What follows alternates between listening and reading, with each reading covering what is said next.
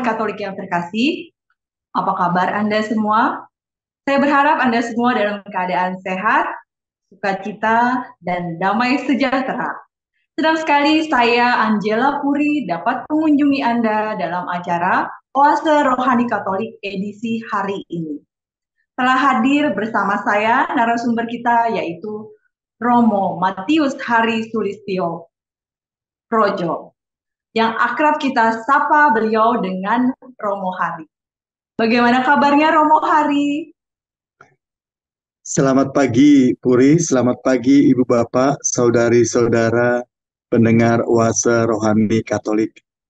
Senang sekali bisa berjumpa kembali dengan Ibu Bapak, saudara-saudari, juga dengan Puri, sehingga kita bisa memberikan dan berbagi rahmat sabda Allah kepada siapapun juga.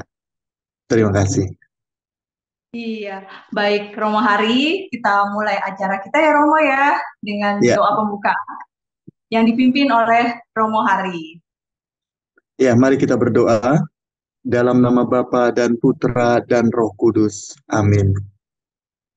Allah Bapa yang penuh kasih, kami mengucap syukur atas segala rahmat yang boleh kami terima, pribadi lepas pribadi, di dalam keluarga maupun di dalam komunitas kami.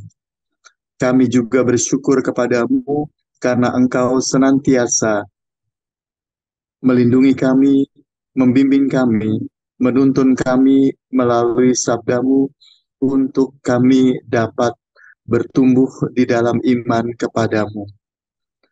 Kami mohon juga agar Engkau senantiasa memberkati kami, melindungi kami, beserta seluruh keluarga kami. Dan Engkau juga memberkati kami untuk mendengarkan sabdamu dan merenungkannya, serta mengaplikasikannya dalam kehidupan kami sehari-hari. Demi Kristus Tuhan dan pengantara kami. Amin. Dalam nama Bapa dan Putra dan Roh Kudus. Amin. Sahabat Oase Rohani Katolik yang terkasih, pada hari ini saya akan membacakan bacaan dari kitab pertama Samuel bab 4 ayat 1 sampai 11. Sekali peristiwa, orang Israel maju berperang melawan orang Filistin. Orang Israel berkemah dekat Ebenezer, sedang orang Filistin berkemah di Afek. Orang Filistin mengatur barisannya berhadapan dengan orang Israel. Ketika pertempuran menghebat, terpukullah kalah orang Israel oleh orang Filistin, yang menewaskan kira-kira 4.000 orang di medan pertempuran itu. Ketika tentara itu kembali ke perkemahan, berkatalah para tua-tua Israel, "Mengapa Tuhan membuat kita terpukul kalah oleh orang Filistin pada hari ini? Marilah kita mengambil tabut perjanjian Tuhan dari Silo, supaya ia datang ke tengah-tengah kita dan melepaskan kita dari tangan musuh kita." Kemudian bangsa itu menyuruh orang ke Silo, mereka mengangkat dari sana tabut perjanjian Tuhan semesta alam yang bersemayam di atas para kerub. Kedua anak Eli, Hofni dan Pinehas, ada di sana dekat tabut perjanjian Allah itu.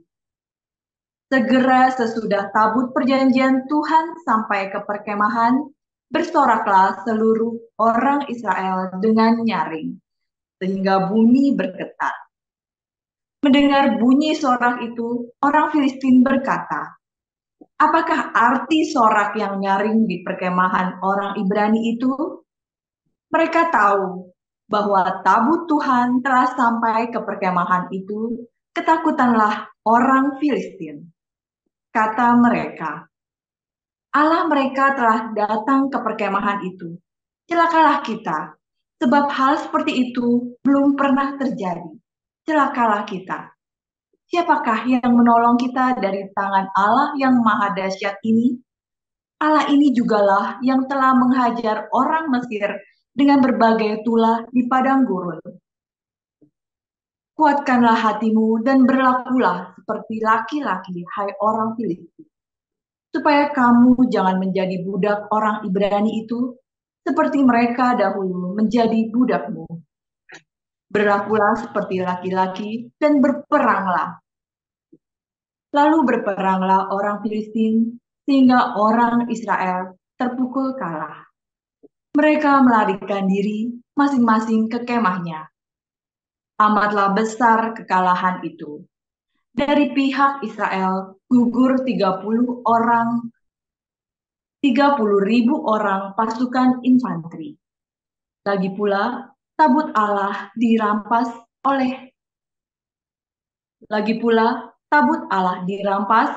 dan kedua anak Eli, Hofni dan Pinehas tewas. Demikianlah sabda Tuhan.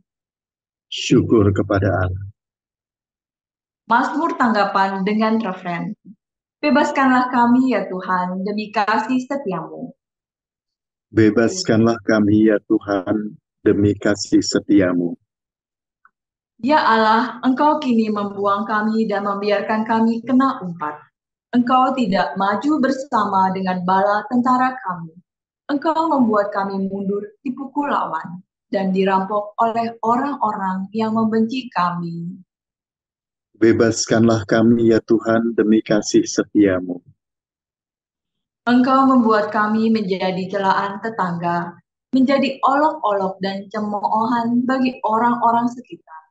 Engkau membuat kami menjadi sindiran di antara bangsa-bangsa. Suku-suku bangsa merasa geli melihat kami. Bebaskanlah kami ya Tuhan demi kasih setiamu. Sahabat Oase Rohani Katolik yang terkasih, mari kita siapkan hati untuk bacaan Injil. Tuhan bersamamu dan bersama Inilah Injil suci menurut Markus. Dimuliakanlah Tuhan. Tuhan.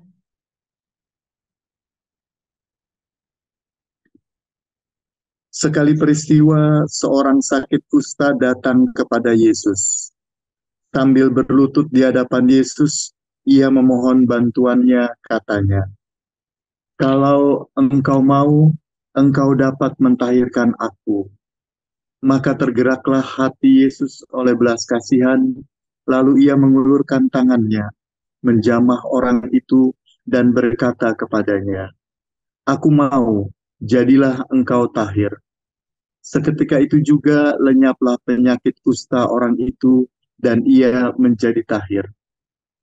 Segera Yesus menyuruh orang itu pergi dengan peringatan keras, katanya, "Ingatlah, janganlah engkau memberitahukan hal ini kepada siapapun, tetapi pergilah, perlihatkanlah dirimu kepada imam dan persembahkanlah untuk pentahiranmu persembahan yang diperintahkan oleh Musa sebagai bukti bagi mereka." Tetapi orang itu pergi memberitakan peristiwa itu dan menyebarkannya kemana-mana. Sehingga Yesus tidak dapat lagi terang-terangan masuk ke dalam kota. Yesus tinggal di luar kota di tempat-tempat yang sepi. Namun orang terus juga datang kepadanya dari segala penjuru. Demikianlah sabda Tuhan. Terpujilah Kristus. Sahabat Oase Rohani Katolik yang terkasih, mari kita dengarkan bersama permenungan yang akan disampaikan oleh Romo Hari. Ya, Romo Hari, pada kesempatan hari ini, permenungan apakah Romo yang Romo Hari ingin sampaikan? Iya, dalam bacaan pertama, kitab pertama Samuel 4:1-11, kita melihat bagaimana bangsa Israel terperangkap di dalam peristiwa perang besar dengan orang-orang Filistin. Dan mereka dikalahkan oleh orang-orang Filistin. Sehingga bahkan dikalahkan sampai 2 kali. Bahkan juga tabut perjanjian dirampas oleh orang-orang Filistin. Ini menunjukkan bahwa bangsa Israel sungguh merasa tidak didampingi oleh Allah. Ketika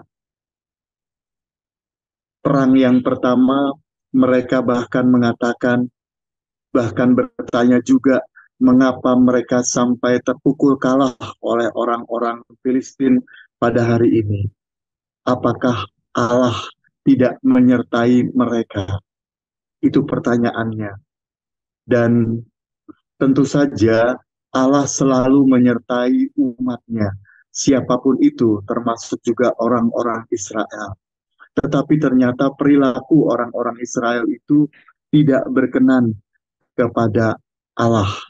Mereka seringkali mengikuti kehendaknya sendiri. Mereka menjadi orang-orang berdosa dan jauh dari Allah, sehingga Allah tidak berkenan kepada orang-orang Israel itu.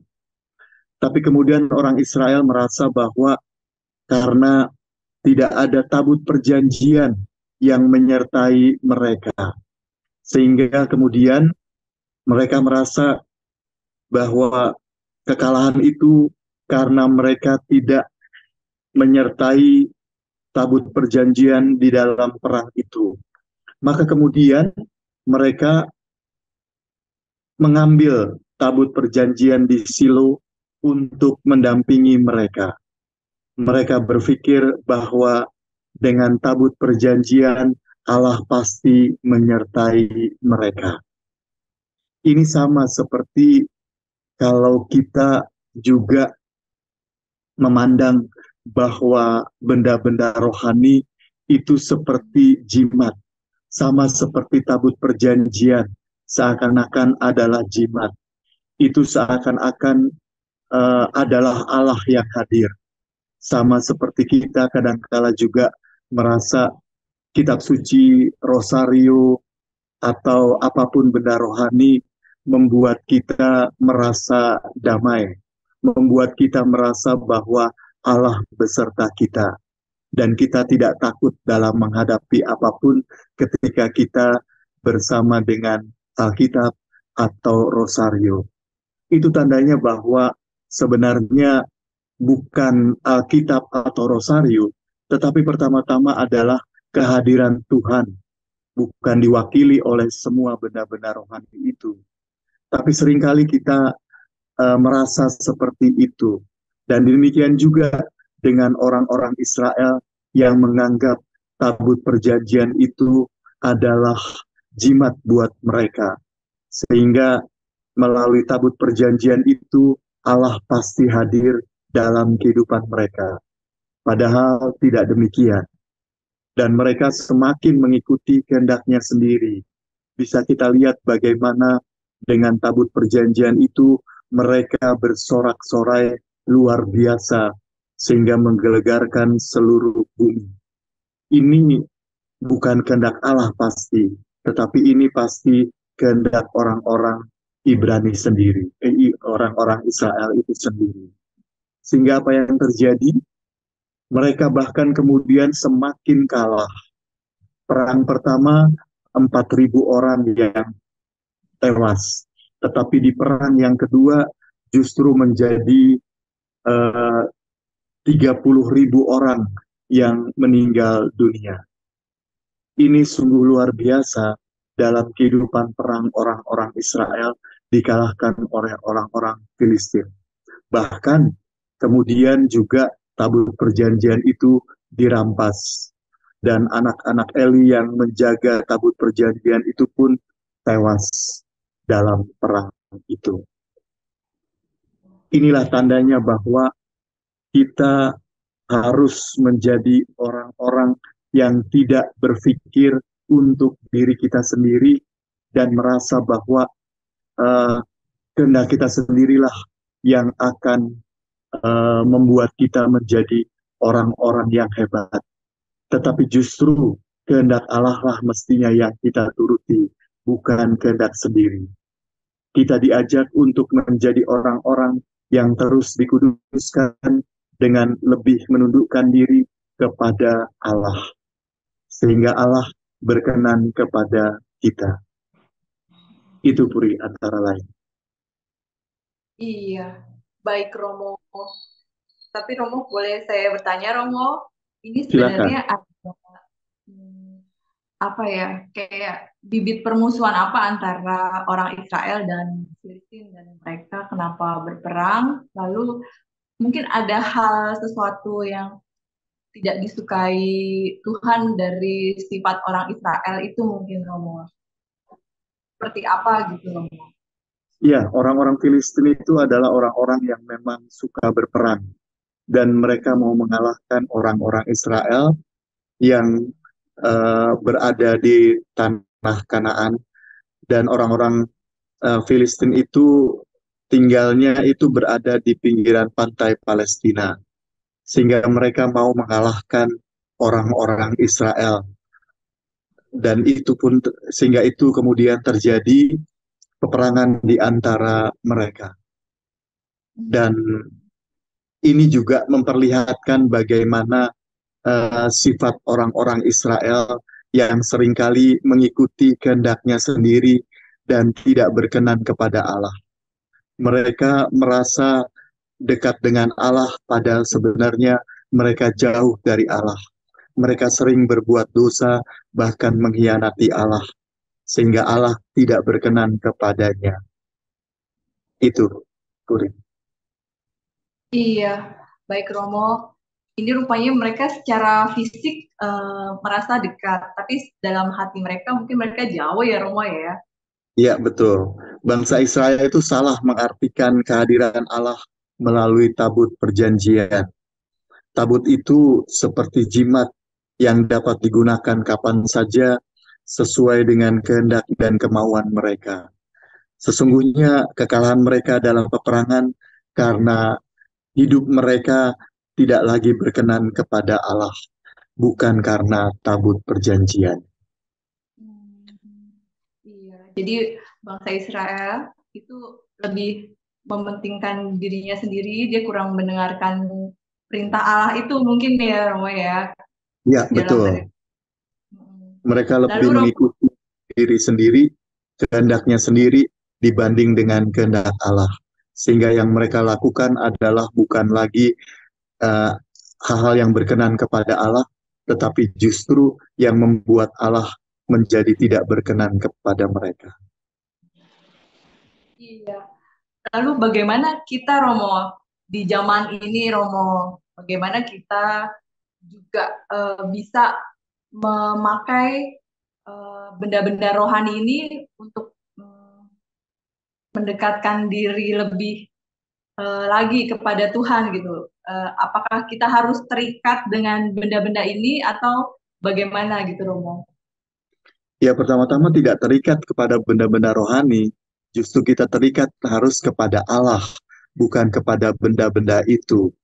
Benda itu bukan jimat, benda itu juga bukan yang membuat kita menjadi damai, tetapi justru benda itu sebenarnya hanya sekedar pengantar bagi kita untuk bisa mencapai Allah.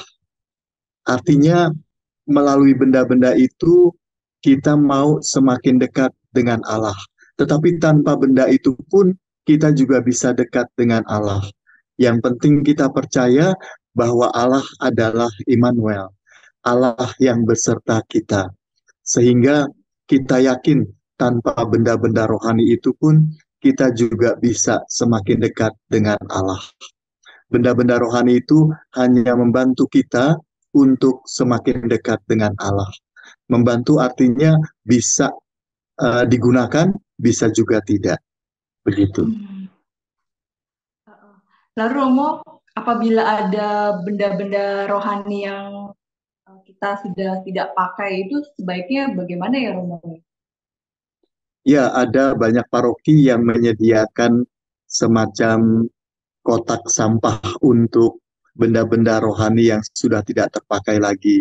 Nah, itu bisa diserahkan kepada mereka supaya mereka bisa memasukkannya ke dalam kotak benda-benda rohani yang sudah tidak terpakai itu. Bisa seperti itu. Iya, tapi kalau misalnya kita yang musnahkan sendiri, apakah ada doa atau cara-cara khusus Romo? tidak ada secara khusus doa-doa yang memberikan uh, untuk menghancurkan benda-benda itu.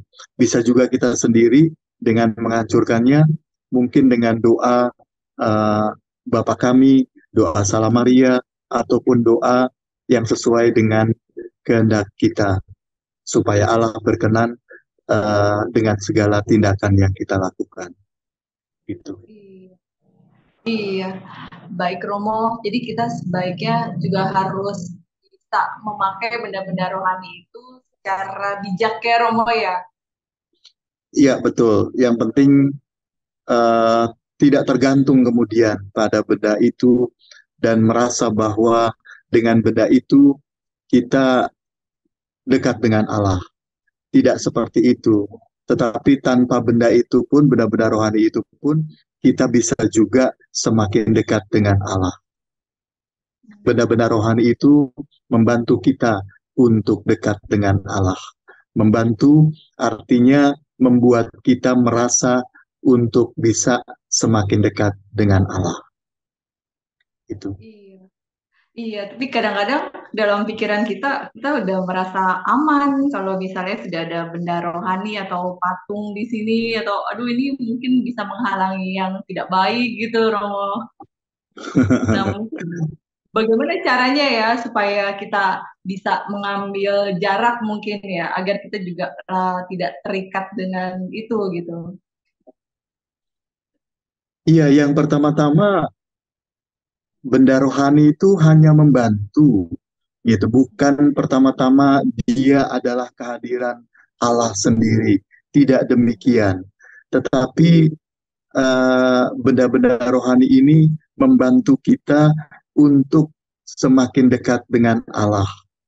Bisa jadi kita merasa bahwa bersama benda rohani ini kita juga bersama Allah. Bisa demikian, tetapi bukan berarti bahwa kemudian benda rohani itu adalah Allah. Bukan itu. Jadi harus secara jelas kita katakan bahwa benda rohani itu adalah memang benda-benda rohani yang membantu, bukan Allah sendiri. Jadi benda rohani itu adalah alat yang membantu kita untuk bisa semakin dekat dengan Allah dan mengantar kita kepada Allah. Itu. Iya, baik Romo. Berarti jadi kita bisa melihat kira-kira ini ada benda-benda rohani ini kita lakukan dengan bijak sehingga mungkin kalau misalnya sudah tidak terpakai bisa kita salurkan ke tempat-tempat yang sesuai gitu ya Romo ya. Iya, betul. Oke Romo, kita akhiri dulu sesi pertama ini ya Romo ya. Iya, baik. Kita jeda, lalu kita lanjutkan di sesi yang kedua. Sahabat Oase Rohani Katolik yang terkasih, jangan kemana-mana, tetaplah bersama kami.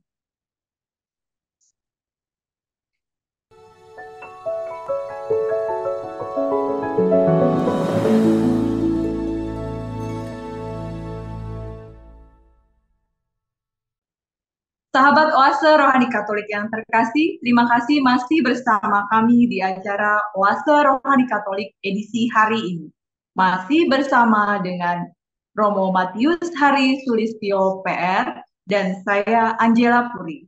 Bagi Anda yang ingin menyampaikan pertanyaan, kami persilakan untuk menghubungi kami di nomor HP 0881 0251 334 38 atau melalui alamat email kami di orkkaj2021@gmail.com. Mari kita lanjutkan lagi perbincangan kita. Ya, Romo Hari, untuk sesi kedua ini hal-hal menarik apakah Romo yang Romo ingin sampaikan? Iya, ada beberapa hal yang menarik dalam Injil Markus 1 ayat 40 sampai dengan 45 ini. Yang pertama misalnya kita bisa melihat kerendahan hati seorang yang berpenyakit kusta.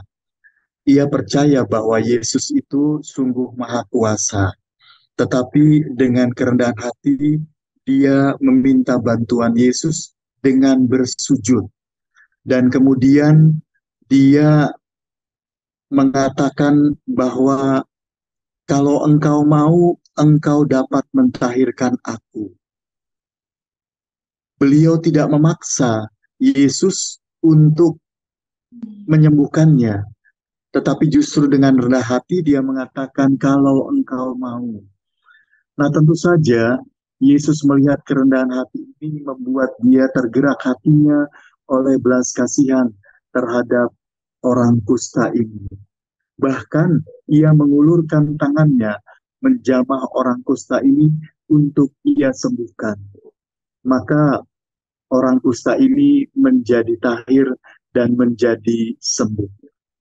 Ini sungguh luar biasa bahwa Yesus tanpa menjamah pun sebenarnya dia juga bisa menyembuhkan, tetapi justru dia sungguh-sungguh menjamah orang kusta itu. Dia tidak jijik dengan orang itu, tetapi justru jamahannya itu adalah mencerminkan bahwa Yesus sangat memanusiakan manusia. Sehingga ia memperlakukan orang kusta itu bukan seperti orang-orang Israel yang menjauhkan diri mereka dari orang-orang kusta. Bahkan orang kusta dilarang untuk datang kepada kerumunan orang. Tetapi Yesus sungguh luar biasa. Dia malah penuh dengan belas kasih, menjamah dan menyembuhkan orang kusta itu. Dan yang berikutnya, Yesus juga meminta supaya orang kusta itu pergi kepada imam-imam untuk mempersembahkan persembahan sebagai bukti pentahirannya. Dan diharapkan ia tidak menyebarkan ini kepada banyak orang. Tetapi apa yang terjadi? Mungkin karena sangat bahagianya, ia tidak peduli dengan omongan Yesus itu. Malah dia kemudian menyebarkan penyembuhannya itu dan menyebarkan Yesus sebagai penyembuh. Ini membuat Yesus menjadi sulit untuk lebih efektif dalam melayani. Karena pasti banyak orang-orang yang datang begitu saja kepadanya. Nah, Yesus biasanya diam-diam untuk datang kepada orang-orang dan menyembuhkan orang-orang. Tetapi dengan pewartaan orang kusta yang disembuhkan ini membuat Yesus menjadi sulit untuk lebih efektif dalam menyelenggarakan kerajaan Allah yang hadir di dunia ini. Tetapi Yesus tidak marah dengan itu semuanya. Dia tetap menjalankan tugas-tugasnya dengan baik sesuai dengan kehendak Allah Bapa. Itu salah satu renungan yang bisa kita petik. Bahwa Tuhan itu menurut saya sangat panjang sabar dan sungguh murah hati. Tetapi Tuhan juga memiliki rencana besar yang kerap berbeda dengan rencana manusia yang amat sempit. Kegagalan itu seringkali juga menjadi simbol bahwa kita kadangkala merasa jauh dari Allah. Tetapi kalau kita memohon dan meminta rahmat dari Allah, percayalah bahwa Allah pasti akan mengabulkan doa-doa kita dan memberikan rahmat yang kita butuhkan dalam kehidupan kita sehari-hari. Sama seperti orang yang berpenyakit kusta ini, dengan segala kerendahan hatinya, dia memohon rahmat penyembuhan dari Allah, dan akhirnya dia sungguh disembuhkan. Kita percaya bahwa Yesus selalu tergerak hatinya oleh belas kasihan kepada siapapun, termasuk juga kepada kita yang pasti membutuhkan berbagai pertolongan dan rahmat dalam kehidupan ini. Begitu, Puri. Iya, iya. Romo, kalau di Ya, zaman ini Romo, eh, orang kusta ini kira-kira ibarat apa ya Romo ya? iya, Ibarat kalau zaman sekarang sih bahwa ada banyak juga orang-orang yang penyakit kusta, dan kita sih selalu berdoa untuk mereka semuanya supaya mereka bisa mendapat rahmat kesembuhan dari Allah. Sama seperti orang kusta yang menemui Yesus ini. Itu. Kalau zaman Israel memang orang kusta itu dilarang untuk apa ya hidup di dalam kerumunan orang-orang Israel. Bahkan mereka dijauhi, mereka bahkan juga eh, tidak boleh bergaul dengan orang-orang Israel karena mereka dianggap sebagai pendosa. Jadi ini mungkin bisa dibilang orang-orang sakit juga maupun orang-orang berdosa gitu mungkin ya Romo ya. Ya bukan berarti bahwa sakit itu dianggap sebagai orang berdosa, tidak. Tetapi itu pada zaman orang-orang Israel, pada zaman Yesus dulu. Kalau kita pasti tidak menganggap demikian. Karena bagi kita sakit pun adalah anugerah Allah yang harus kita terima dan kita syukuri. Karena melalui sakit itu pasti ada rencana besar yang Allah rencanakan dalam kehidupan kita. Dan kita juga bisa mengambil hikmat dari semuanya itu. Mungkin ketika kita sehat, kita tidak memikirkan hal itu, tetapi kita sakit, kita justru memiliki waktu untuk merenungkan kehidupan kita bersama. Iya, berarti apa yang kita alami itu merupakan rencana dan karya besar Allah itu sendiri ya Romo ya. Betul. Kita percaya bahwa segala hidup kita itu pasti direncanakan dan juga diwujudkan oleh Allah sendiri dalam kehidupan kita. Saya jadi teringat akan seorang tokoh muslim yang kemudian diinterview oleh seorang wartawan. Dia sempat ditanya apakah uh, berapa besar, berapa persen doa-doa yang dikabulkan Allah. Dan dia mengatakan, mungkin hanya 2% doa-doa saya yang dikabulkan Allah. Saya sampai mencari Allah lain di agama-agama yang lain. Tetapi saya kembali kepada agama saya. Dan saya berefleksi bahwa jika 2% doa-doa saya yang dikabulkan Allah, itu berarti bahwa 98% hidup saya diatur oleh Allah tanpa saya kehendaki. Sehingga Allah lah yang mengatur seluruh kehidupan saya. Hanya 2% pikiran-pikiran saya yang sama dengan kehendak Allah. Ini sungguh luar biasa refleksi ini, bahwa hidup kita memang sepenuhnya tergantung dari Allah, dan Allah lah yang mewujudkan semuanya. Sama seperti saya menjadi seorang imam, dulu harapan saya menjadi pastor paroki, menjadi pastor rekanlah, menjadi pastor paroki. Tetapi sudah 16 tahun menjadi imam, sampai hari ini saya belum pernah menjadi pastor paroki. Saya percaya bahwa ini semua adalah kehendak Allah, bukan kehendak saya. Sehingga saya mensyukuri apapun perjalanan hidup saya, karena saya yakin bahwa Allah sungguh-sungguh merencanakan dan mewujudkan imamat saya dalam kehidupan saya ini beserta seluruh tugas dan perutusan. Begitu. Iya, baik Romo. Berarti apa yang kita alami ini merupakan pewartaan juga ya Romo ya. Iya, betul. Seluruh Nah Romo, kehidupan kita.